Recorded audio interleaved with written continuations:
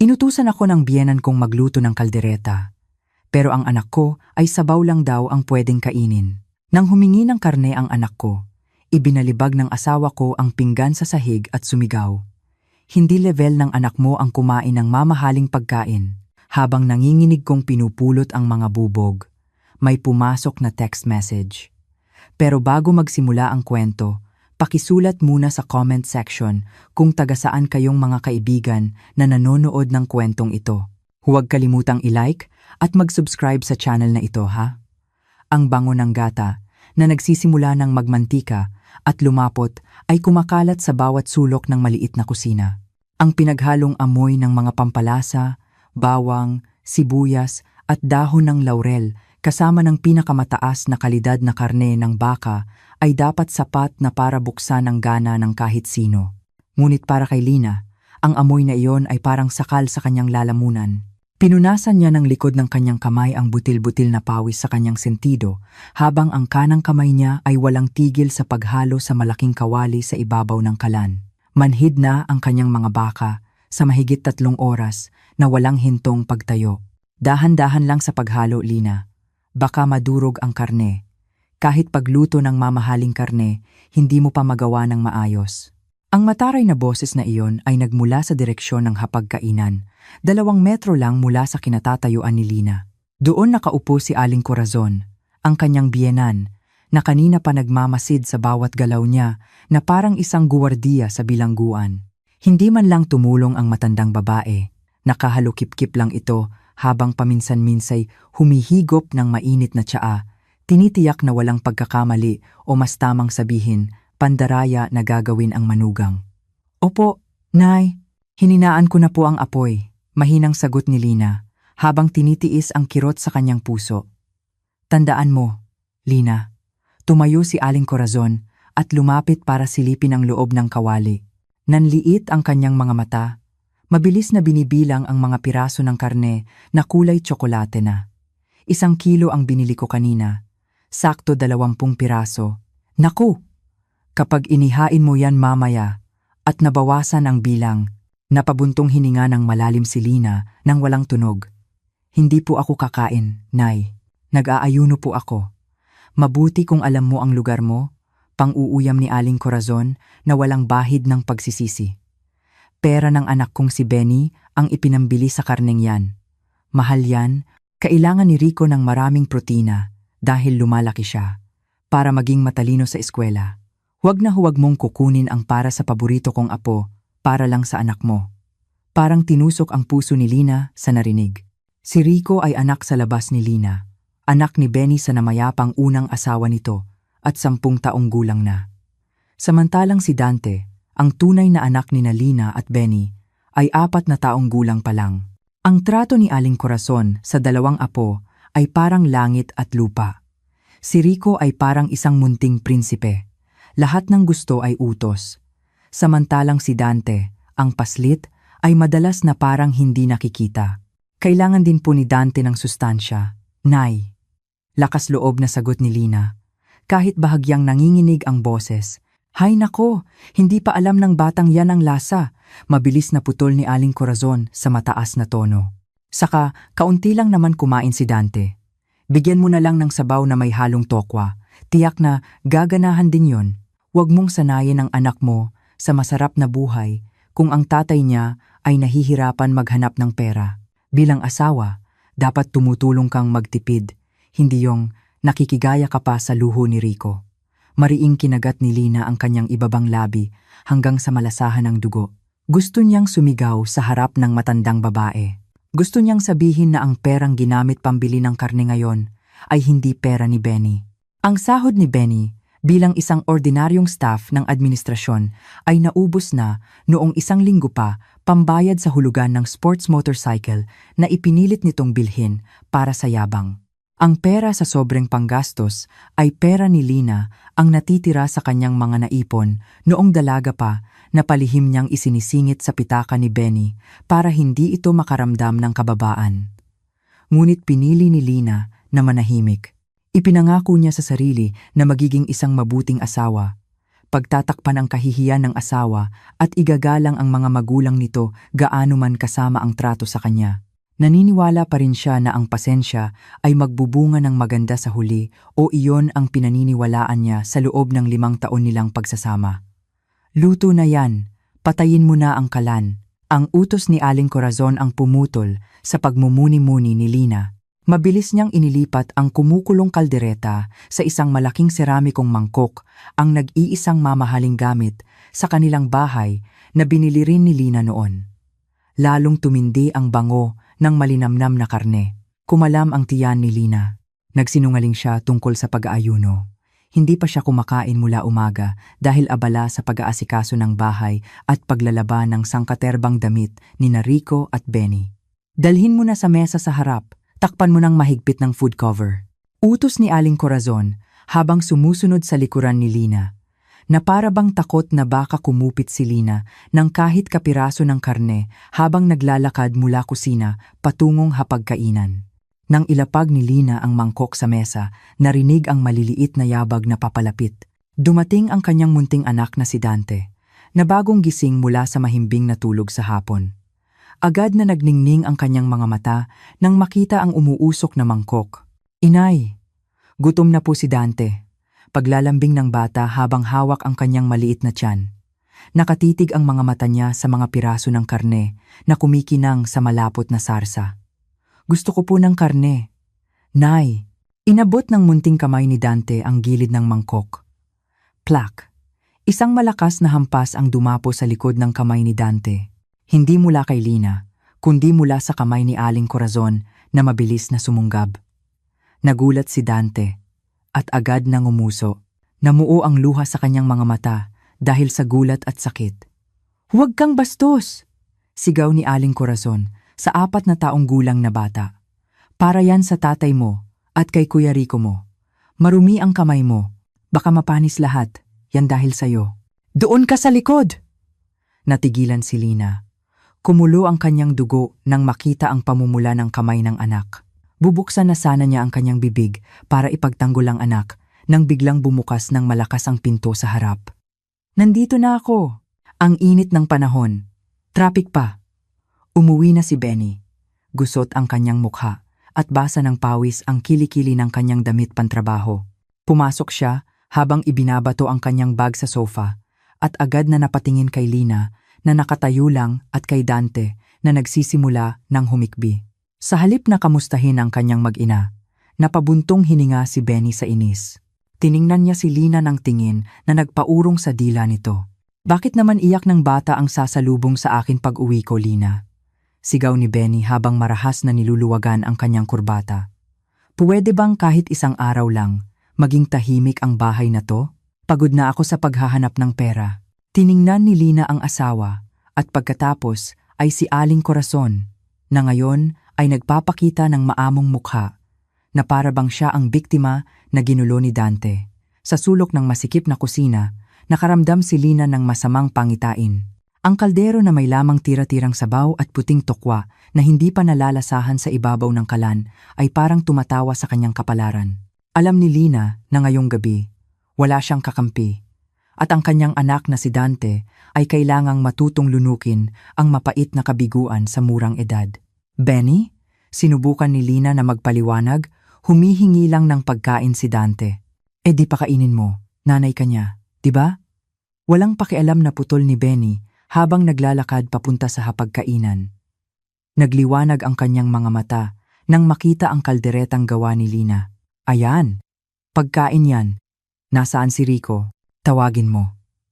Kakain na tayo." Kumuha ng kutsara si Benny, handa nang kumain ng pinaghirapan ni Lina nang hindi man lang inaalok ang asawang nanginginig sa gutom at galit. Ang ambiyanse sa hapagkainan ay salungat na salungat sa sulok ng kusina kung saan nakaupo si Lina sa sahig.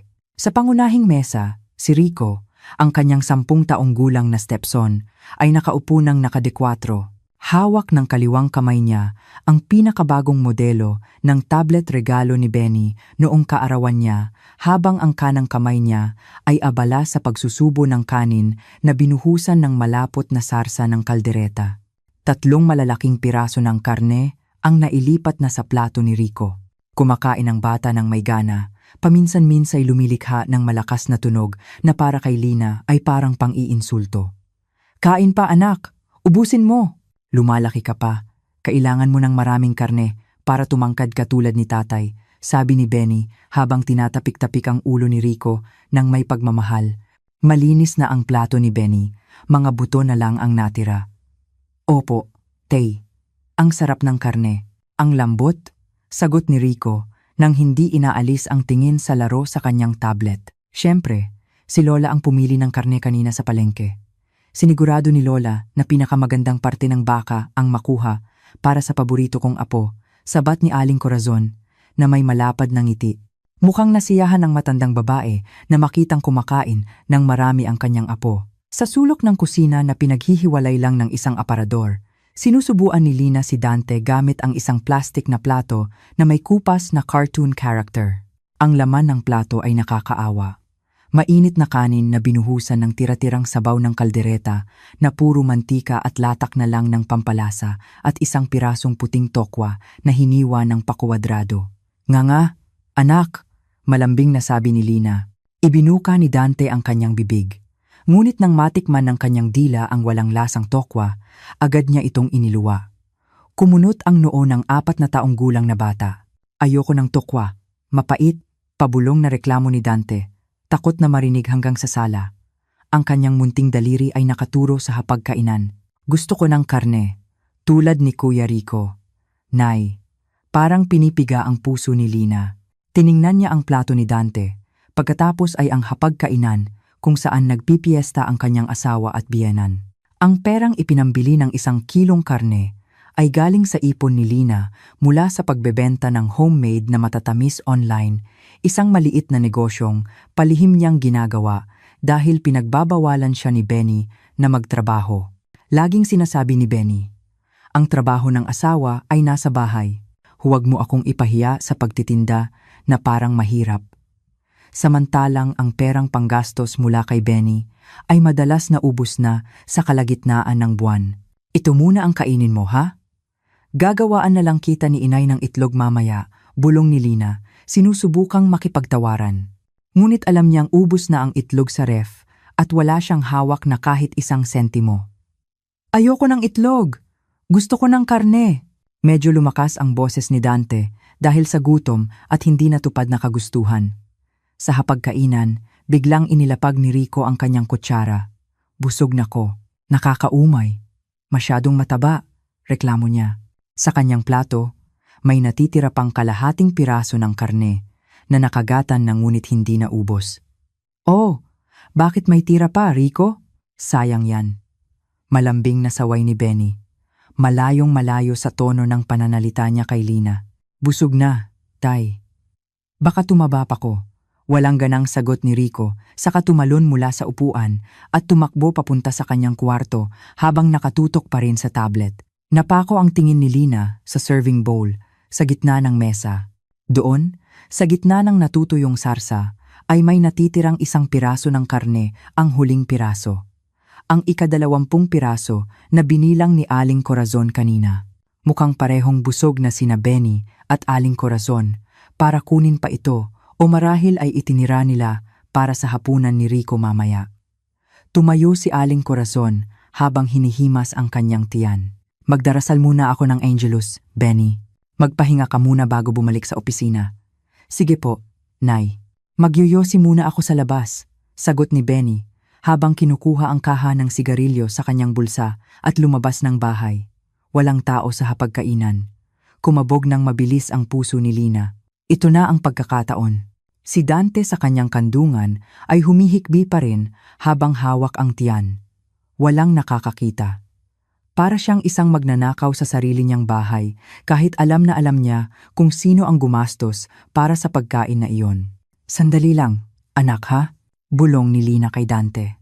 Mabilis at dahan-dahan, tumayo si Lina. Naglakad siya papunta sa hapagkainan. Nanginginig ang kanyang kamay nang abutin ang sandok. Kinuha niya ang nag-iisang piraso ng karne na natira. Mukha itong napakasarap, balot sa malapot na sarsa. Mabilis niyang inilagay ito sa plastik na plato ni Dante at hinalo sa kanin para hindi mahalata. Umaasa siyang walang makakapansin na nawala na ang huling piraso. Dinala niya ang plato pabalik sa sulok ng kusina. "Tingnan mo kung anong dala ni inay," sabi ni Lina na may pilit ng ngiti, habang iniaabot ang isang kutsarang kanin na may himay na ng karne. Agad na nagliwanag ang mga mata ni Dante. Tumigil ang kanyang pag-iyak at bumuka ang kanyang maliit na bibig, handa nang tanggapin ang karangyaan na kanina pa niya naaamoy. Ngunit bago pa man dumampi ang kutsara sa labi ni Dante, narinig ang mabibigat na yabag mula sa pinto sa harap. Pumasok ulit si Benny dahil naiwan niya ang kanyang lighter sa mesa. Napunta ang tingin ni Benny sa serving bowl na ngayon ay wala ng laman, puro sarsa na lang. Kumunot ang kanyang noo. Mabilis siyang lumingon sa direksyon ng kusina. Tamang-tama sa sandaling isusubo ni Lina ang kutsara sa bibig ni Dante. "Lina!" Umalingaw-ngaw ang sigaw ni Benny, na nagpatigil sa kamay ni Lina. Ang kutsarang may lamang unang subo ng karne ay nahulog mula sa kanyang kamay at tumama sa sahig. Nagkalat ang kanin at karne malapit sa paanan ni Dante. Napasigaw si Dante sa gulat, habang si Lina ay natigilan na may maputlang mukha. Lumapit si Benny na may malalaking hakbang, pulang-pula ang mukha sa galit, na parabang nahuli si Lina na nagnanakaw ng diamante at hindi isang pirasong tira-tirang karne para sa sarili niyang anak. "Ang lakas ng loob mo," pasutsyot na sabi ni Benny. Ang boses niya ay mababa, ngunit puno ng pagbabanta. Parang nagyelo ang hangin sa silid kainan. Si Benny ay nakatayo sa harap ni Lina, humihingal sa galit. Agad na niyakap ni Lina si Dante nang mahigpit. Itinatago ang mukha ng anak sa kanyang dibdib, sinusubukang protektahan ito mula sa nanlilisik na tingin ng ama. "Benny, isang piraso lang ang kinuha ko," nanginginig na sabi ni Lina. "Tira na lang yon." Busog na si Rico. Tapos na rin kumain si nanay. Gutom na gutom si Dante, Benny. Wala pa siyang kinakain na ulam mula umaga. "Dahilan!" Malakas na sigaw ni Benny. Hinablot niya ang plastik na plato na hawak pa ni Lina. Walang babala. Ibinalibag ni Benny ang pinggan sa sahig ng buong lakas. Pras. Kahit nagawa sa melamine ang plato, sapat ang lakas ng pagtama nito para tumalsik ang laman kung saan-saan. Ang kanin, na may halong sarsa ng kaldereta, ay nagkalat sa sahig na kakapunas lang ni Lina kaninang umaga. Tumalsik ang mamantikang sabaw hanggang sa dulo ng luma niyang duster. Humagulgol si Dante sa gulat. Nanginginig ang buong katawan ng bata sa yakap ng ina. "Makinig ka, Lina." Itinuro ni Benny ang kanyang daliri sa harap mismo ng ilong ni Lina. "Huwag kang mag-astang reyna sa pamamahala ng pagkain sa bahay na to. Para kay Rico ang karneng yan. Kung sinabi niyang busog na siya ngayon, para yon sa merienda niya mamaya o almusal bukas, hindi para ipamigay sa anak mo. Pero anak mo rin si Dante, Benny." Hindi na nakatiis si Lina. Bumuhos ang kanyang mga luha. "Bakit mo sila pinag-iiba?" Si Rico, kumakain ng karne hanggang sa magtira, samantalang si Dante, sabaw lang? "Nasaan ang konsensya mo?" Ngumisi ng mapakla si Benny. Ang tawa niya ay nakakatakot sa pandinig ni Lina. "Konsensya? Kinakausap mo ako tungkol sa konsensya? Ikaw dapat ang matauhan. Si Rico ang panganay ko. Matalino siya. Top 1 sa klase. Siya ang kinabukasan ng pamilyang to. Kailangan niya ng magandang nutrisyon." Yumuko si Benny at tiningnan si Dante, na umiiyak pa rin nang may pandidiri. "Tingnan mo ang anak mo. Iyakin. Sakitin. Para saan pa napakainin ng mahal? Sayang lang sa pera. Hindi level ng anak mong kumain ng ganyang klase ng karne. Ang panlasa niyan ay para lang sa tokwat tempe. Huwag mong turuang mamuhay ng marangya." Ang mga salitang iyon ay mas masakit pa kaysa sa pisikal na sampal. Hinigpitan ni Lina ang hawak sa balikat ni Dante. Sinusubukang ipasa ang lakas na wala naman siya. "Anong gulo to? Ang ingay!" Lumabas si Aling Corazon mula sa kanyang kwarto, suot pa ang pang-itaas ng kanyang damit pandasal. Nanlaki ang mga mata niya nang makita ang kalat sa sahig. "Naku, Panginoon! Sayang ang kanin," sigaw niya. Ngunit ang mga mata niya ay hindi nakatingin ng may awa sa umiiyak niyang apo, kundi sa mantsa ng mantika sa sahig. Namyewang siya at tiningnan si Lina. "Ikaw na naman ang may gawa nito, no? Sinabihan ka na ngang Huwag kang maging matakaw, nagnakaw ka pa rin ng para sa apo ko. Siya po ang nagpakain kay Dante ng karne ni Rico. Nay, kahit sinabi ko ng para yon sa hapunan ni Rico, pagsusumbong ni Benny, ang tono niya ay parang isang batang nagrereklamo sa ina. Napasinghal si Aling Corazon, lumapit siya kay Lina, at itinulak ang noo nito gamit ang kanyang daliri. Ikaw, Lina, ha?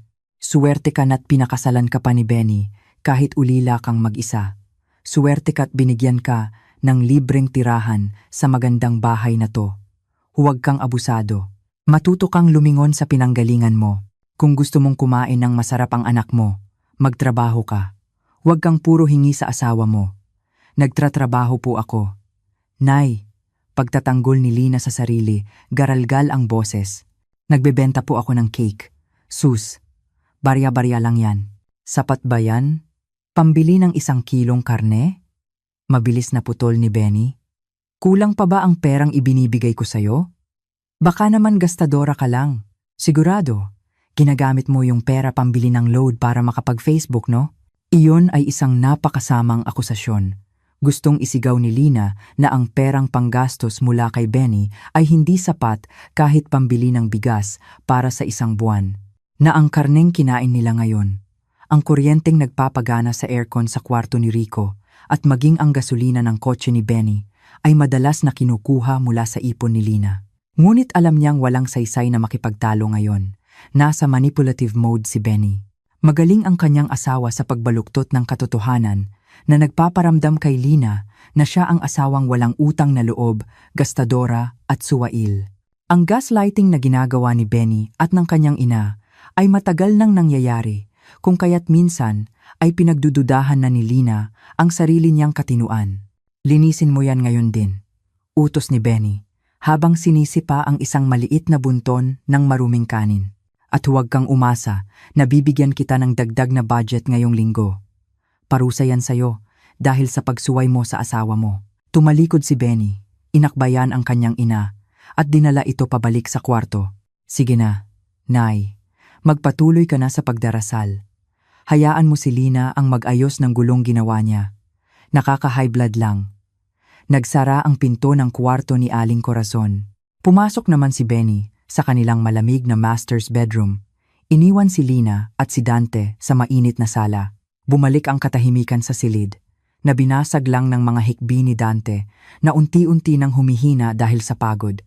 Tiningnan ni Lina ang sahig. Biglang kumalas si Dante sa kanyang yakap. Lumuhod ang inosenteng bata sa sahig. Pinulot ng kanyang munting kamay ang 1 piraso ng karne na tumalsik kanina. Marumi na ito dahil sa alikabok. Inay, nahulog po ang karne. Pwede pa po bang kainin? Inosenteng tanong ni Dante habang iniaabot ang maruming karne kay Lina. Hugasan ko na lang po, Nay. Gumuho ang mundo ni Lina. Hinablot niya ang kamay ng anak. Itinapon ang maruming karne sa basurahan at niyakap si Dante ng mahigpit. Sa gitna ng kanyang pinipigilang pag-iyak, isang notifikasyon ang pumasok sa cellphone ni Lina na nasa mesa sa kusina. Umilaw ang screen, nagpapakita ng isang maikling mensahe mula sa isang numerong hindi nakasave, ngunit kilalang-kilala ni Lina. Ginang Lina, ang proseso ng liquidation ng mga ari-arian ng inyong yumaong ama ay 100% nang tapos na. Ang halagang 50 milyon ay naipasok na sa inyong secret bank account ngayon. Kailan po tayo pwedeng magkita para sa pagpirma ng kasulatan ng bahay na tinitirhan ng inyong asawa? Pinunasan ni Lina ang kanyang mga luha. Tinitigan niya ang mensahe. Pagkatapos ay ang saradong pinto ng kwarto ni Benny. Ang gutom sa kanyang tiyan ay biglang nawala. Napalitan ng isang malamig na pakiramdam na gumapang mula sa kanyang mga paa hanggang sa ulo.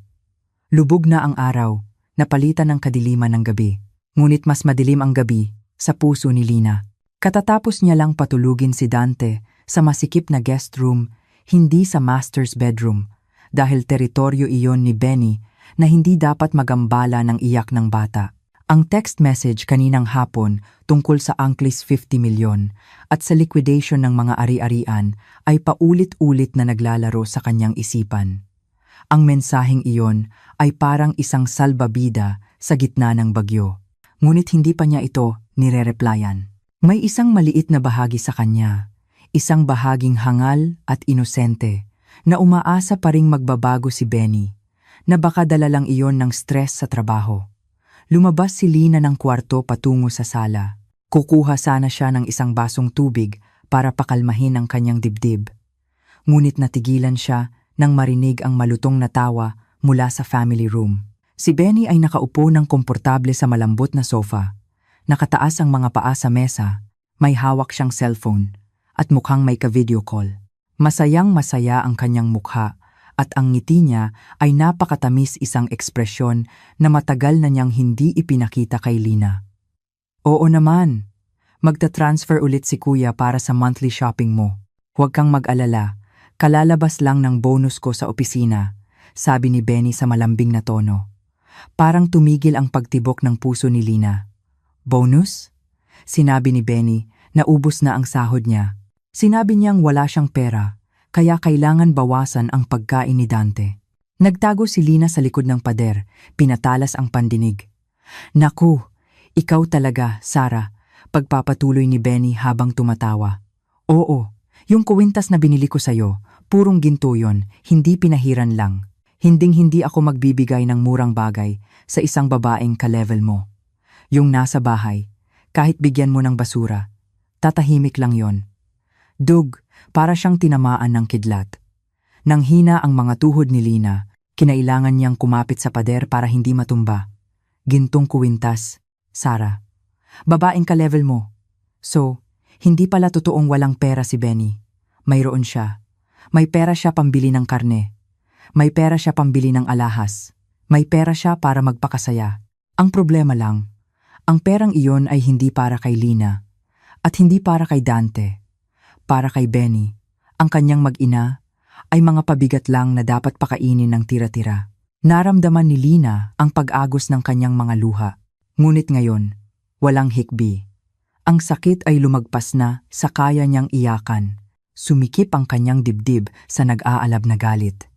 Hindi pa man napoproseso ni Lina ang sakit, tinapos na ni Benny ang video call. Bye, babe! Text kita mamaya, lumingon si Benny. At nagulat nang makita si Lina na nakatayo sa sulok na may maputlang mukha at namamagang mga mata. Ngunit sa halip na makonsensya, naging mabangis ang mukha ni Benny. Agad na nawala ang kanyang matamis na maskara. Anong ginagawa mo dyan na parang multo? Nakikinig ka, no? Sigaw ni Benny. Lumapit si Lina. Nanginginig ang kanyang mga hakbang, ngunit matalim ang kanyang tingin. Sino si Sarah? Suminghal si Benny. Tumayo siya at tiningnan si Lina nang may pangmamaliit. Wala kang pakialam doon. Katrabaho ko lang. Katrabaho. Binilhan mo ng gintong kuwintas? Samantalang ang sarili mong anak, tira-tirang sabaw lang ang kinakain at sinasabi mong wala kang pera? Tumaas ang boses ni Lina. Sa unang pagkakataon, naglakas loob siyang salubungin ang mga mata ng asawa. Nagsinungaling ka tungkol sa sahod mo, Benny. Tiniis mong magutom si Dante para sa ibang babae. Plak. Isang malakas na sampal ang dumapo sa kaliwang pisngi ni Lina. Kumalat ang init at hapdi hanggang sa kanyang tainga. Napaatras si Lina, hawak ang pisnging nagsisimula ng kumirot. Ingatan mo yang bibig mo, sigaw ni Benny, humihingal. Ang lakas ng loob mong questionin ang asawa mo. Ako ang naghahanap buhay. Karapatan kong gastusin ang pera ko kung saan ko gusto. Ikaw, nakikitira ka lang. Asawang walang silbi na puro reklamo. Ang ingay ay nagising kay Aling Corazon. Nakita ng matanda si Lina na hawak ang pisngi at si Benny na nakapamewang. Nang hindi nagtatanong, agad siyang pumanig sa anak. Anong nangyayari, Benny? Gabi na. Ang ingay niyo. Ito, Nay. Itong walang utang na loob na asawa ko. Pinagbibintangan akong nanlalalaki dahil lang may kausap ako sa telepono na katrabaho. Samantalang ako, nagpapakapagod magtrabaho para sa kanila. Pagsusumbong ni Benny, binaluktot na naman ang katotohanan. Tiningnan ni Aling Corazon si Lina nang may pandidiri. Walang utang na loob. Pinapakain na, binibigyan ng tirahan, pero mapaghinala pa rin. Kung hindi ka masaya dito, edi umalis ka. Tiningnan ni Lina ang dalawang tao sa harap niya, ang asawang minahal niya, at ang biyenang iginalang niya na parehong mga halimaw na nag-aanyong tao. Tama na. Ubus na ang pasensya niya ngayong gabi. Ang sampal sa kanyang pisngi ang tuldok sa lahat ng taos-puso niyang paglilingkod. Aalis ako, mahinang sabi ni Lina, ngunit may diin. Aalis ka? Sige, kamon ni Benny, habang tumatawang mapang-uyam. Pero tandaan mo, lalabas ka dito na walang dala kahit ano. Yung mga damit na suot mo, pera ko ang ipinambili diyan. Sige, umalis ka. Sigurado bukas, babalik ka rin dito na nagmamakaawa dahil gutom ka na. Inilapit ni Benny ang mukha niya kay Lina, nanlilisik ang mga mata. Pero bago ka umalis, o kung gusto mo pang manatili dito para sa iyakin mong anak, may kondisyon ako. Itinuro ni Benny ang pinto sa likod ng kusina. Simula ngayong gabi, ikaw at ang anak mo, doon kayo matutulog sa bodega. Gagamitin ng nanay ko ang guest room para paglagyan ng mga koleksyon niyang seramika. Hindi ka bagay matulog sa malambot na kama sa loob ng bahay. Ang lugar mo ay sa likod, kasing baba ng estado mo. At isa pa, dagdag ni Aling Corazon na may mapanlinlang ng ngiti.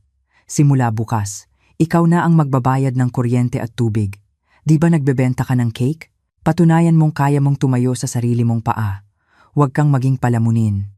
Huminga ng malalim si Lina, nilalanghap ang amoy ng kataksilan sa bahay na iyon. Hindi siya tumutol, hindi siya nagmakaawa, tumango lang siya ng dahan-dahan.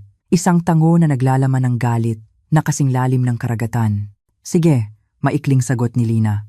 Nang hindi na lumingon, naglakad si Lina papunta sa guest room, binuhat si Dante na mahimbing na natutulog, at hinila ang isang manipis na natitiklop na kutson papunta sa bodega sa likod maalinsangan, maalikabok, at puno ng mga lumang gamit. Nang gabing iyon, sa loob ng bodega na sinisikatan lang ng isang malabong isang watwat na bumbilya. Dahan-dahang inihiga ni Lina si Dante. Kinuha niya mula sa bulsa ng kanyang duster ang cellphone na may basag na screen. Gamit ang mga daliring nanginginig pa rin sa galit, binuksan niya ang mensahe mula sa kanyang abogado. Nag-type siya ng isang maikling reply na magpapabago sa buhay ng lahat sa bahay na ito. Attorney Reyes, ihanda niyo na po ang mga papeles para sa paglipat ng pangalan ng titulo ng bahay na ito sa akin sa lalong madaling panahon. At pakisuyo, i-block niyo na lahat ng access sa supplementary credit cards na hawak ng asawa ko simula bukas ng umaga. Nagsimula na ang laro. Pinindot ni Lina ang send. Sa kadiliman ng bodega, isang maliit at nakakatakot na ngiti ang sumilay sa kanyang mga labi. Tuyo na ang kanyang mga luha. Ang dating Lina ay namatay na sa sala kanina. Ang ugong ng mga lamok ang naging pampatulog ni Lina ng gabing iyon. Ang bodega ay maalinsangan, mabigat ang hangin at amoy pinaghalong basang karton at patay na daga. Walang bintana, tanging isang maliit na butas sa itaas na pader na natatakpan ng makapal na sapot ng gagamba. Nakaupo si Lina, nakasandal sa mga luma at naninilaw na magasin. Walang tigil ang kamay niya sa pagpaypay ng isang piraso ng karton kay Dante. Ang kanyang anak ay hindi mapakali sa pagtulog sa manipis na kutson na nakalatag sa malamig at magaspang na semento.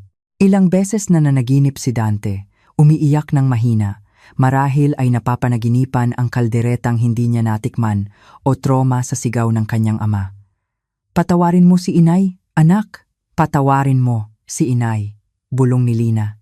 Isa-isang tumulo ang kanyang mga luha sa pisngi ni Dante, na ngayon ay may bahid na ng alikabok. Ang bigat ng konsensya ay mas matindi pa kaysa sa mga pader ng bodega. Naramdaman niyang napakatanga niya. Ang lahat ng paghihirap na ito ay nagsimula sa isang senaryong siya mismo ang gumawa 5 taon na ang nakalipas. Bumalik ang kanyang alaala noong siya pa ay nag-iisang anak ng isang respetadong negosyante sa real estate. Laging sinasabi ng kanyang yumaong ama, "Lina, humanap ka ng asawang mamahalin ka kung sino ka. Hindi dahil sa yaman ko, kung kinakailangan. Magpanggap kang ordinaryong tao sa mata nila." Pinanghawakan ni Lina ang bilin na iyon. Nang makilala niya si Benny, itinago niya ang kanyang pagkatao. Nagpanggap siyang ulila na kung ano-ano ang trabaho. At noon, mukhang napakatotoo ni Benny. Ang dating Benny, o marahil ang nagkukunwaring Benny, ay handang ibili si Lina ng gamot kahit kapos sa pera, handang magpaulan para lang sunduin siya. Ang pekeng katapatan na iyon ang nagpaibig kay Lina at nagpasya siyang pakasalan ito. Binili pa niya ang magarang bahay na ito ng cash gamit ang pangalan ng kumpanya ng kanyang ama para hindi makaramdam ng kababaan si Benny. Gusto ni Lina na unti-unting iangat ang estado ng kanyang asawa, ngunit ano ang isinukli? Nang isuko na ni Lina ang lahat at naging full-time na may bahay, natanggal ang maskara ni Benny. Naging isang halimaw ang kanyang asawa na uhaw sa respeto, mapanlinlang at yumuyurak sa pagkatao ni Lina. Ang kabaitan ni Lina ay itinuring na kahinaan. Ang kanyang pagiging simple ay itinuring na nakakadiring kahirapan. Uhaw. Ang paos na boses ni Dante ang pumutol sa paglalakbay diwa ni Lina. Nagising ang bata, tuyo at biyak-biyak ang kanyang mga labi. Nataranta si Lina. Wala siyang dalang tubig. Sandali lang, anak. Kukuha si inay ng tubig, bulong ni Lina.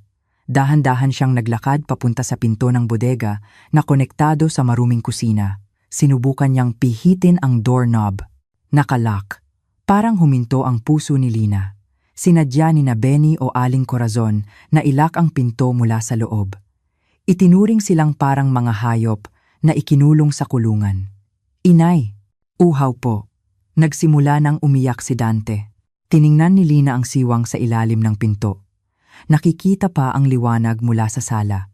Rinig ang malakas na tunog ng telebisyon at ang tawa ni Aling Corazon na nanonood ng comedy show. Nagpapakasaya sila sa ibabaw ng pagdurusa ng kanyang apo at manugang. Kumatok ng marahan si Lina. Benny, Nay, pakibuksan po sandali. Uhaw si Dante. Tahimik, walang sagot. Tanging ang tawa mula sa telebisyon ang lalong lumalakas. Kumatok ng mas malakas si Lina. Benny, pakisuyo, kailangan ni Dante ng tubig. Huwag niyong ilak ang pinto. May narinig na mga yabag. Umatras si Lina, umaasang bubuksan ang pinto. Ang ingay, narinig ang boses ni Benny mula sa kabilang pinto, ngunit hindi ito bumukas. May gripo diyan sa bodega para sa panlampaso. Doon na lang uminom. Huwag kang maarte. Nanggugulo ka lang ng mga nagpapahinga. Natigilan si Lina. Gripo para sa panlampaso. Tubig na amoy chlorine at madalas gamitin sa paglilinis ng maruming basahan. Iyon ang pinaiinom ni Benny sa kanyang anak. Lalong lumakas ang iyak ni Dante. Wala nang pagpipilian si Lina. Tumakbo siya sa sulok ng bodega. Sinalo ang tumutulong tubig mula sa kinakalawang na gripo gamit ang kanyang nanginginig na kamay at nagdasal. Umaasang lilinisin ng Diyos ang tubig na iyon. Inumin mo to ng kaunti, anak. Bismillah. Ininom ni Dante ang tubig mula sa palad ng kanyang ina. Niyakap ni Lina ang anak ng mahigpit. Hinayaang kagatin ng mga lamok ang kanyang likod. Hinayaang tumagos sa kanyang mga buto ang lamig ng semento. Iyon ang pinakamahabang gabi sa buhay ni Lina. Hindi siya nakatulog kahit isang segundo. Nakatitig ang kanyang mga mata sa kisame ng bodega. Habang ang kanyang puso ay dahan-dahang nagyayelo, binubuo ang mga piraso ng paghihiganti sa isang perpektong plano. Dumating ang umaga, nanginginig ang buong katawan ni Lina. Ngunit bago pa niya maiunat ang kanyang mga kalamnan, isang malakas na kalabog sa pinto ang gumising sa kanya. Blag! Blag! Blag! Hoy, katulong! Gising! Sigaw ni Aling Corazon mula sa labas. Hindi na nakalak ang pinto. Nagmamadaling binuksan ni Lina ang pinto. Si Aling Corazon ay nakatayo doon na may mabangis na mukha, bihis na para mag-ehersisyo. Anong oras na? Hindi ka pagising. Tambak ang hugasin dyan. Magluto ka na ng almusal. Papasok na si Benny. Papasok si Rico sa eskwela. Huwag kang maging tamad dahil lang sa bodega ka natulog. Nang hindi naghihintay ng sagot, ibinato ni Aling Corazon ang isang maruming damit sa mukha ni Lina. Iyon ay ang uniforme ni Rico at damit pantrabaho ni Benny. Plansahin mo to. Dapat makinis sa loob ng 10 minuto. Sinalo ni Lina ang mga damit. Walang ekspresyon ang kanyang mukha. Ang kanyang mga matang dating malungkot ay ngayon madilim at walang laman. Hindi siya tumutol. Hindi siya umiyak. Opo, Nay, malamig niyang sagot. Pumasok si Lina sa kusina. Nakita niya ang magulong hapagkainan na may mga tira-tirang buto ng karne mula kagabi. Ang kanilang piyesta sa gitna ng pagkagutom ni Dante. Habang sinisindihan ni Lina ang plancha, Lumabas si Benny mula sa kwarto habang inaayos ang kanyang sinturon. Tiningnan niya si Lina ng may mapanuyang ngiti. Kamusta matulog sa natural habitat mo? Bagay, no? Pang-aasar ni Benny habang kumukuha ng mansanas sa ref. Kaya bilang asawa, dapat sumunod ka. Huwag kang magmagaling. Nanahimik lang si Lina, patuloy na pinaplansya ang damit ni Benny. Sa kanyang isip, nagbibilang na siya. Konting tiis na lang. Biglang tumunog ang doorbell. Sino namang bumibisita ng ganito kaaga? Reklamo ni Benny. Lina, buksan mo ang pinto. Inilapag ni Lina ang plancha. Naglakad siya papunta sa pinto sa harap. Kumakabog ang kanyang dibdib. Alam niya kung sino ang darating. Dumating na ang oras. Nang buksan ni Lina ang malaking pinto, 2 lalaking naka-Amerikana ang nakatayo doon. Ang isa ay may dalang leather briefcase at ang isa ay may hawak na pulang folder. Magandang umaga, sabi ng lalaking may folder. Ito po ba ang tirahan ni na Ginoong Benny at Ginang Corazon? Lumitaw si Benny sa likod ni Lina. Nagtataka. Ako si Benny. Bakit? Sales agent? Hindi ako interesado. Ngumiti ng bahagya ang lalaki. Isang ngiting hindi magiliw. Hindi niya tiningnan si Benny, kundi si Lina at yumuko ng may buong paggalang. Magandang umaga po, Ginang Lina. Ayon po sa utos ninyo kagabi, naparito po kami para isagawa ang execution at pagsamsam ng mga ari-arian. Nahulog ang mansanas mula sa kamay ni Benny at gumulong sa sahig. Huminto ang gumugulong na mansanas sa dulo ng makintab na sapatos ng lalaking naka-Amerikana. Biglang tumahimik ang paligid. Tanging ang hindi regular na paghinga ni Benny ang maririnig. Tiningnan niya ang estranghero, si Lina, at ang kanyang maruming mansanas. Execution? Pagsamsam? Tumawa si Benny ng pilit.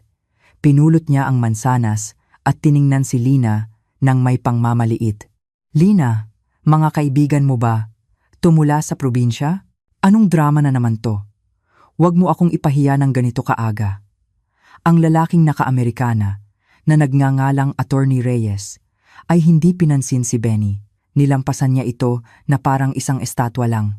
Tumayo si Attorney Reyes sa harap ni Lina at ibinigay ang pulang folder. Pakisuri po, Ginang Lina. Ito po ang kopya ng sertipiko ng titulo ng bahay na ito, ang OR, CR ng Pajero sa garahe at ang katibayan ng pagmamay-ari ng mayoryang shares sa kumpanya na pinamamahalaan ng aming law firm. Matatag na sabi ni Attorney Reyes. Tinanggap ni Lina ang folder. Ang kanyang mukhang walang ekspresyon ay dahan-dahang tumingala. Tiningnan niya si Benny hindi bilang isang takot na asawa, kundi bilang isang amo sa isang walang kuwentang empleyado. Salamat, Attorney Reyes. Hoy, ano to? Hinablot ni Benny ang folder mula kay Lina. Sertipiko ng bahay? Huwag kang magbiro. Binili ko tong bahay na to ng cash 5 taon na ang nakalipas. Natigil ang pagsasalita ni Benny.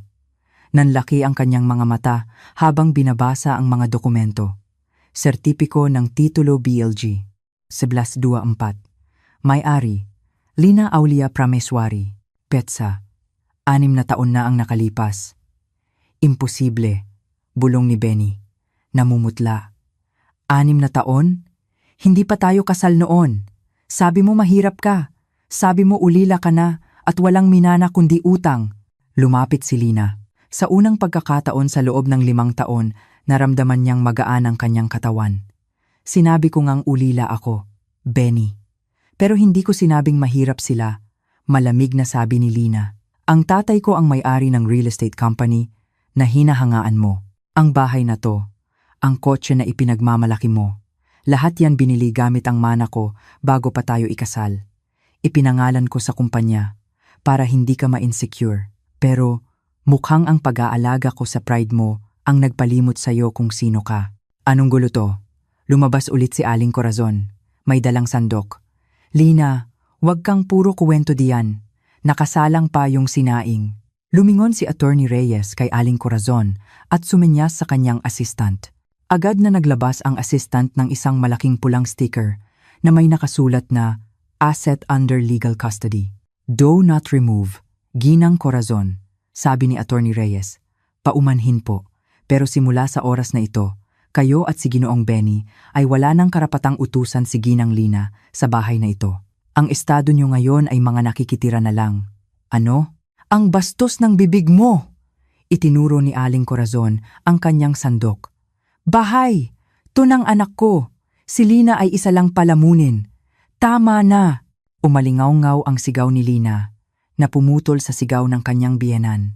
Si Dante, na sumisilip sa likod ng mga binti ni Lina, ay nagulat ngunit hindi umiyak, na para bang alam niyang nagiging isang superhero ang kanyang ina. Tiningnan ni Lina ng matalim ang kanyang biyenan. 5 taon akong nanahimik, Nay. Nagluto ako.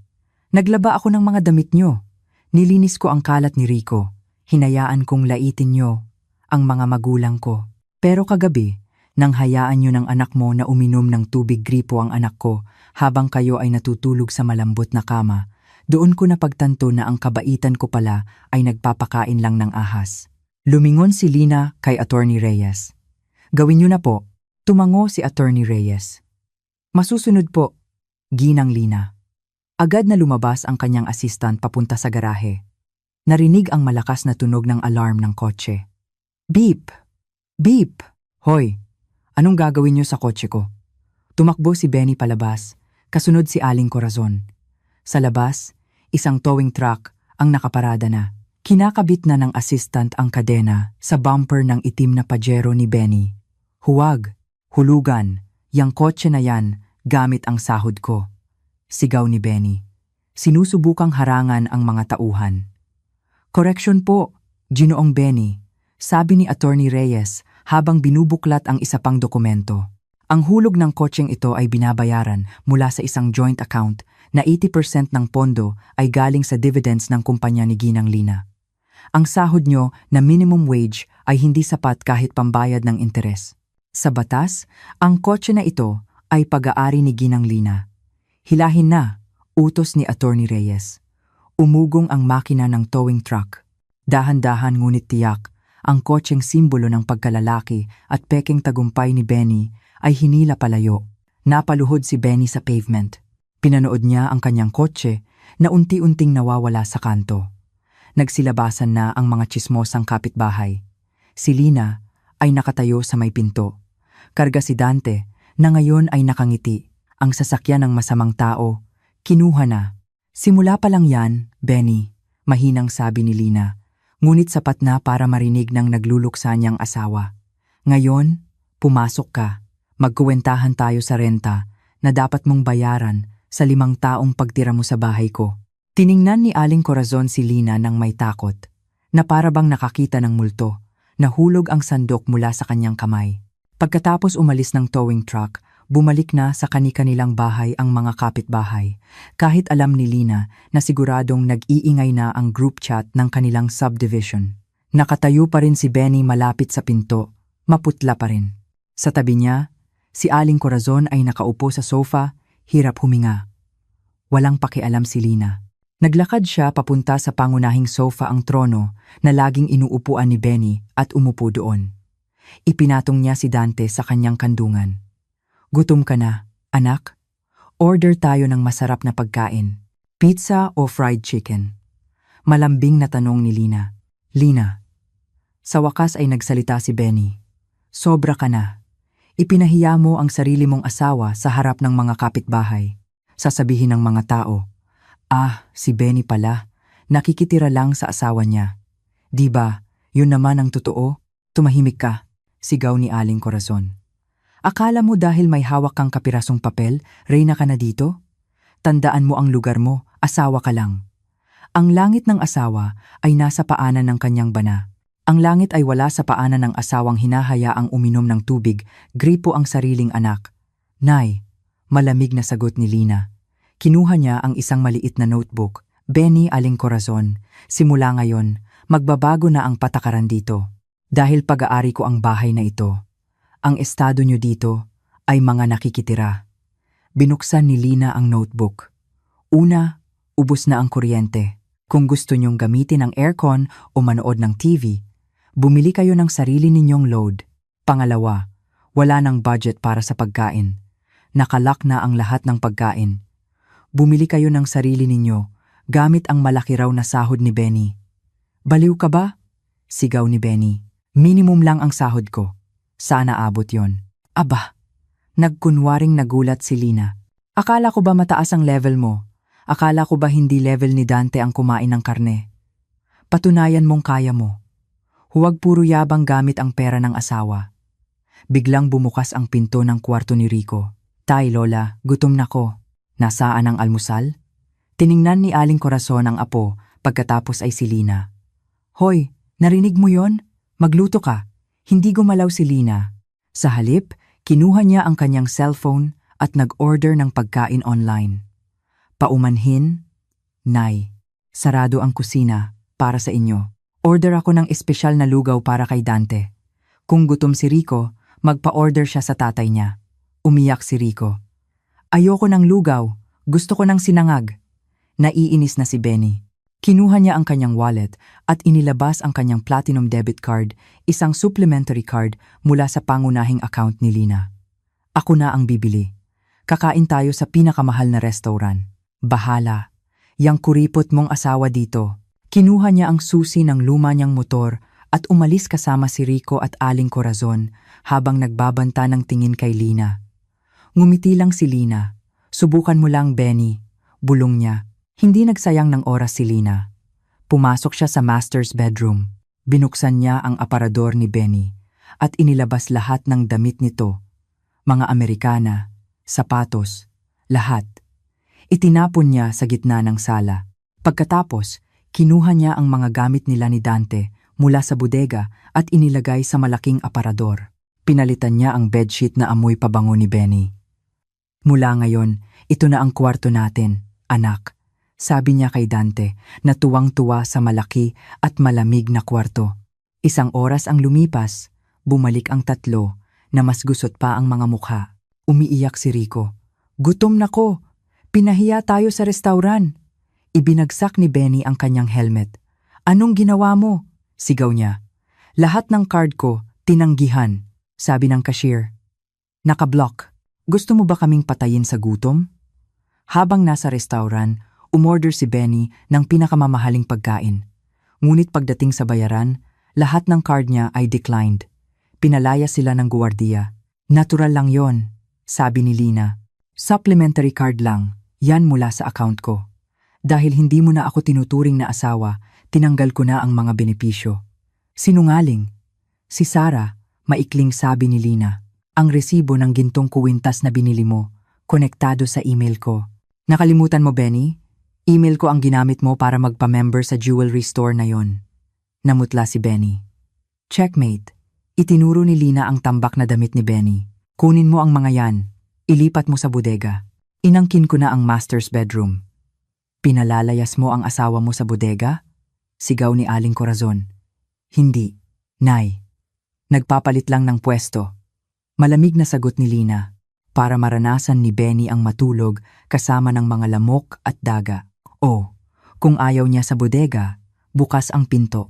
Malaya siyang umalis sa bahay ko magpakailanman. Kinuyom ni Benny ang kanyang mga kamao. Tiningnan niya ang kanyang mga damit. Pagkatapos ay si Lina na parang isang dambuhalang hindi matatalo. Wasak ang kanyang ego, ngunit wala siyang pera. Kung aalis siya, magiging palaboy siya. Sa wakas, yumuko si Benny. Walang imik, pinulot niya ang kanyang mga damit. Tandaan mo to, Lina, bulong niya. Hindi sumagot si Lina. Kinuha niya ang kanyang cellphone na nag-vibrate, isang mensahe mula sa isang hindi kilalang numero. Ang profile picture ay isang magandang babae na may pulang labi. Hoy, babaeng probinsyana, sabi ni Benny. Dahil sa'yo kaya hindi pumasok ang transfer niya. Huwag kang magmagaling diyan. Para malaman mo, buntis ako sa anak ni Benny. Kung hindi mo aalisin ang block sa account niya ngayon, susugurin kita diyan. Nanlaki ang mga mata ni Lina. Buntis. Ang salitang buntis ang huling pako sa kabaong ng kanilang pagsasama. Ngunit sa halip na umiyak, kumalma si Lina. Mabilis niyang kinuhanan ng screenshot ang mensahe. Isang perpektong ebidensya ng pangangalo niya. Nag-type siya ng maikling reply. Kung totoong buntis ka sa anak ng asawa ko, pumunta ka bukas ng gabi, alas 7. Maghahanda ako ng hapunan para sa buong pamilya. Doon tayo magkaalaman. Huwag kang duwag na sa chat lang matapang. Sent. Inilapag ni Lina ang kanyang cellphone. Tiningnan niya ang kanyang sarili sa salamin. Ang babae sa salamin ay hindi na ang dating Lina. Isa na siyang ina na poprotektahan ang kinabukasan ng kanyang anak mula sa mga parasito. Sa labas, naririnig niya si Benny na hinihila ang kanyang mga gamit papuntang bodega habang si Aling Corazon ay walang tigil sa pagrereklamo. Lumabas si Lina. Kung naaawa kayo, puwede kayong sumama sa kanya sa bodega, sabi niya. Asawa mo siya, sigaw ni Aling Corazon. Ang isang lider na hindi kayang suportahan ang kanyang pamilya ay hindi karapat-dapat sa mga pribilehiyo, sagot ni Lina. Ah, oo nga pala. Bukas ng gabi, inimbitahan ko ang tito at tita ni Benny, pati na ang presidente ng Homeowners Association, para sa isang hapunan. Biglang sumaya ang mukha ni Benny. Akala niya ay isang pagkakataon ito para magkaayos. Hapunan, gusto mong humingi ng tawad sa harap ng lahat? Ngumiti si Lina ng patago. Oo, Benny. Naisip ko, hindi maganda na lagi tayong nag-aaway. Kaya bukas, aayusin natin ang lahat sa harap ng mga saksi. Nakahinga ng maluwag si Benny. Ayan!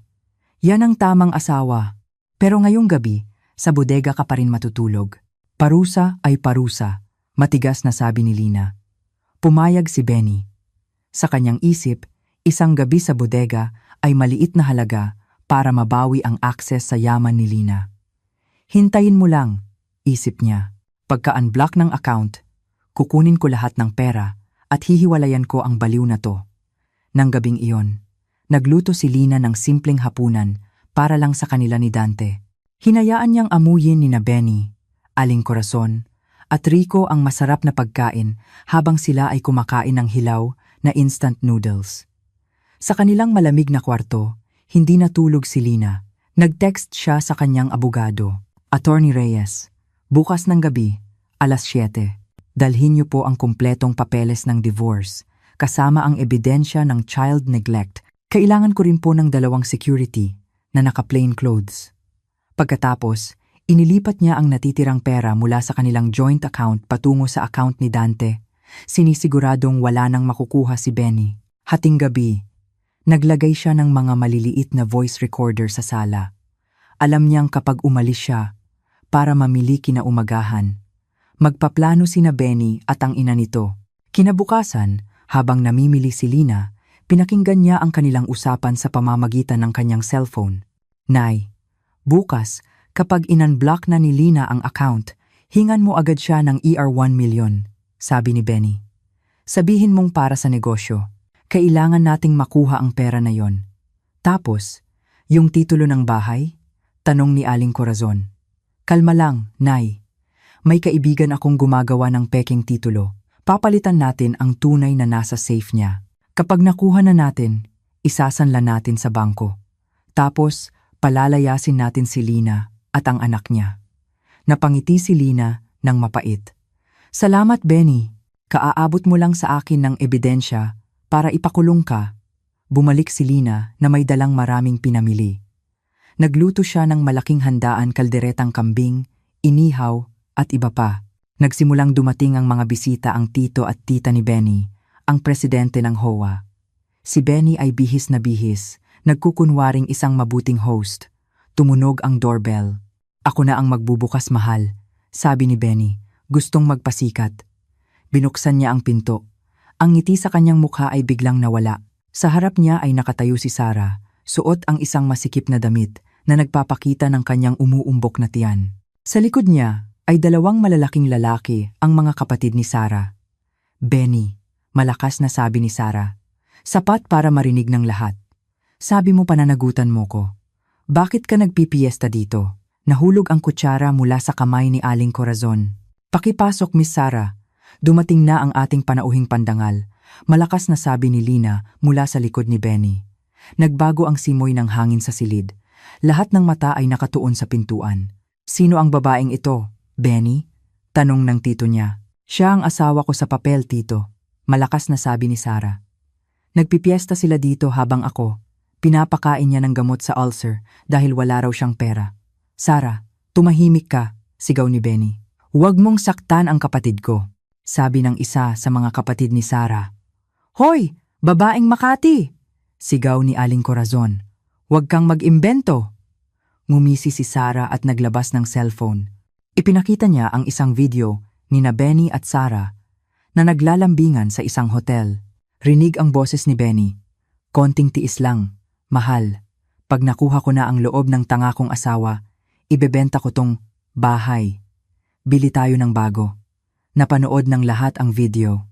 Wasak na ang imahe ni Benny. Hayop ka! Sigaw ng tito niya. Hindi lang yan, sabi ni Lina.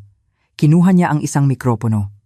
Mga Ginoo at ginang, ang gabing ito ay gabi ng katotohanan. Tiningnan niya si Benny. Sinabi mo kay Sara na sayo ang bahay na to. Sinabi mong mayaman ka. Tumingin siya kay Sara. Miss Sara, naawa ako sayo. Naloko ka. Ang lalaking pinag-aagawan nyo, walang-wala. Isang malaking zero. Anong ibig mong sabihin? Ang kotse, sa akin. Kinuha na kahapon, ang bahay na to. Inilabas ni Lina ang orihinal na titulo.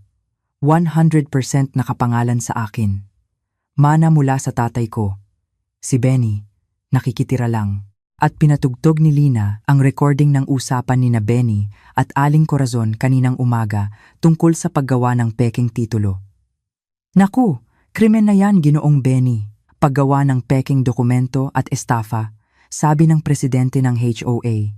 Sa tamang pagkakataon, pumasok si Attorney Reyes kasama ang dalawang security. Magandang gabi. Ginoong Benny, ito ang papeles ng diborsyo mula kay Ginang Lina at ito ang police report para sa child neglect at attempted fraud. Pipirma ka ba o kakalad ka rin ka namin? Biglang nagbago ang ihip ng hangin. Tiningnan ni Sara si Benny nang may pandidiri. So, pulubi ka pala? Kotse, hila, bahay, nakikitira, pera, kinukuha sa asawa.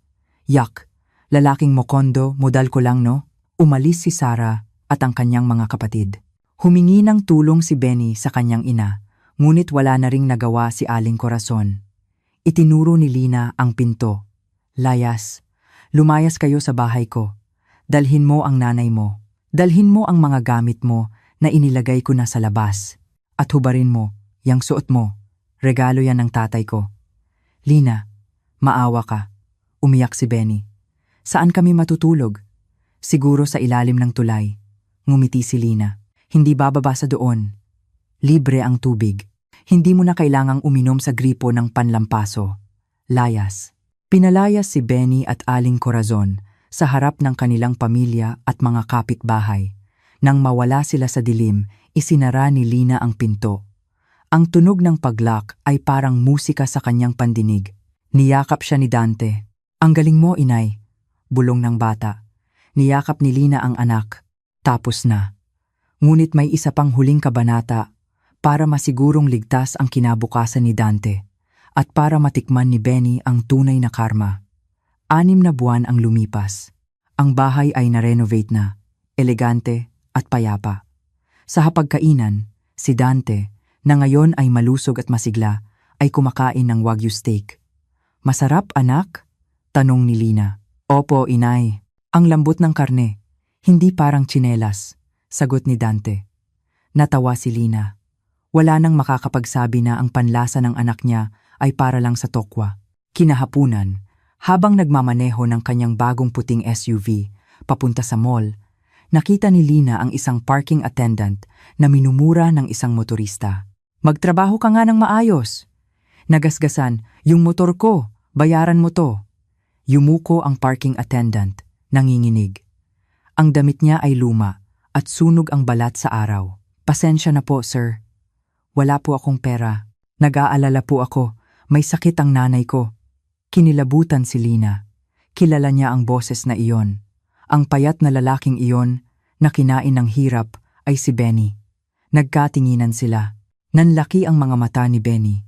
Hindi makapaniwala na ang elegante at magandang babae sa mamahaling kotse ay ang asawang dati niyang inaapi. Lina, bulong ni Benny, lumalapit. Ako to, si Benny, asawa mo.